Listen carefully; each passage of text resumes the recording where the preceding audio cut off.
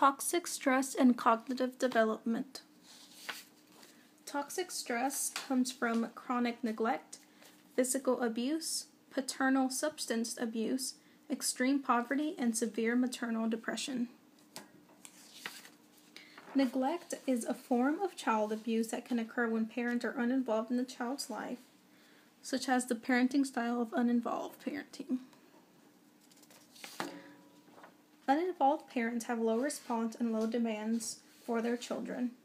This style is characterized by displaying indifferent, rejecting behavior that can often lead to emotional and cognitive difficulties. These parents are emotionally unattached to their children. The effects of neglect on children are huge. Here is the brain of a child that suffered extreme neglect and a normal brain for comparison. As you can see, the neglected brain has shrunken drastically in size. The parts affected are the cortex, which controls language and information processing, the corpus callosum, which controls motor, sensory, and cognitive functions, and the hippocampus, which stores long-term memory.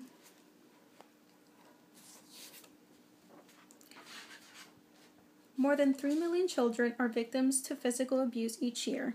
The warning signs we can all look out for include bite or choke marks, fear of adults or care providers, fear of physical contact, and visible serious injuries that have no reasonable explanation. Abuse can occur in any household, whether it's high or low income. The abuse often results from unrealistic expectations of children at any particular age. School performance as well as emotional development is affected. The abuse occurs or continues to occur because of lack of resources for the family, social isolation so there is no stress relief, and parental stress. Short-term memory, long-term memory, and executive functioning related to attention, conditioning, and inhibitory control are affected. Parental stress occurs in every family, whether it is high or low income. Some parents lack the resources to manage it. Stress is high in mothers with both high and low education. To add to the stress, low-educated mothers were less likely to be working, had poorer health, more money worries, and larger families. Stress can lead to frustration with children, which can also lead to yelling and spanking, and that can very quickly lead to physical abuse.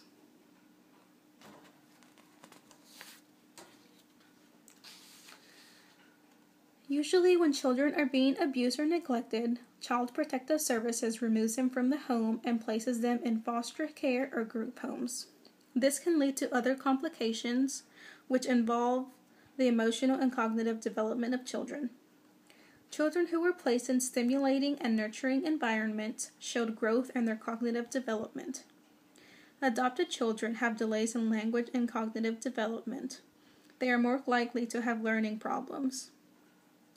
Although there were improvement in school achievement, adopted children aren't able to catch up completely. Age of adoption is vital. Those adopted before their first birthday had a higher chance of less developmental delays and less delays in school achievement. Those adopted after age 1 had delays. If older children who remembered their birth parents were adopted, their burden of grief from being separated can slow down their progress. The good thing is that children are resilient. With the right resources and support, they can overcome any obstacle. And here are my resources.